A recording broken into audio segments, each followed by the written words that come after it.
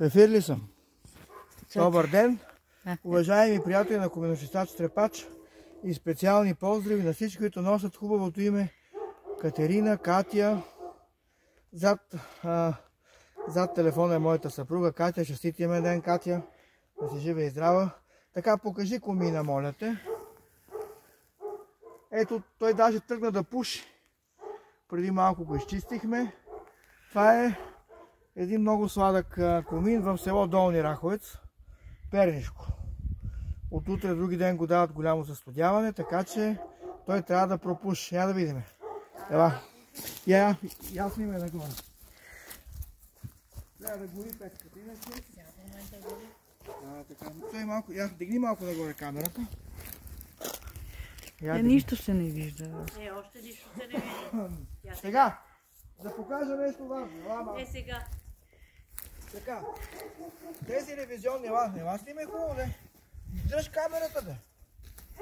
Така, тези ревизионни вратички трябва да се почистват редовно, защото тягата от тук се нарушава. За това да кажа, да кажа каква е тази ламаринка. Покажи тук, как те снимай насам тук. Тази ламаринка е така наречената пожарна ламаринка. Тя е много важна. Ако случайно паднат сажди, да не запалят помещението. В случая комина е външен.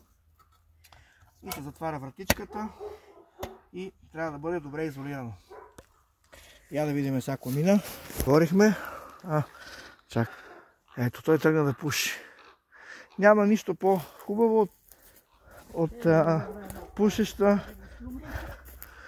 пушещ комин.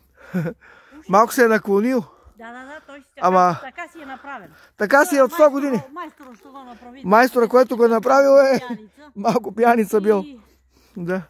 И земата го... Да, и го изкриви. Да, и го изкриви и така ще остана. Там една тухла се... Я виж, тая печка май не спря да гори. Да, отиваме да проверим дали печката ще тръгне отново. Може би хартията в огнището угаснала.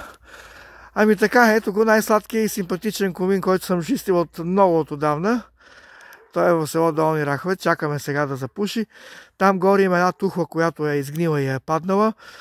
Състоянието на тази малка каштурка е много зле. Покрива е много зле, вижте тук. Просто и всяко едно качване или докосване на комина означава големи щети, така че единственото почистване беше отдолу нагоре. И така, чакаме отново да запуши комина, дано да запуши скоро. Да. Ето тук има още една къщичка малка. Тук в този двор има 3 къщички от много отдавна. Това е голямата къща, но там никой не живее. Ето комина в какво състояние е паднал. Тъжна история, но какво да се прави, човешки съдби. Я да видим сега. Да, запуши. Бабата вътре на колко години? 90 и колко? 92 години е бабата вътре. Ето. Тръгна. Ето, браво, много се радваме.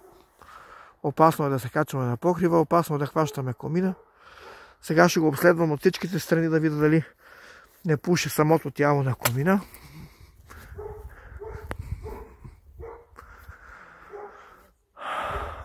Като цяло е зле, но така си е било от самото построяване, като кулата в Пиза.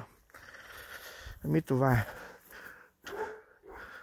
Хубав ден на всички. Чао, чао!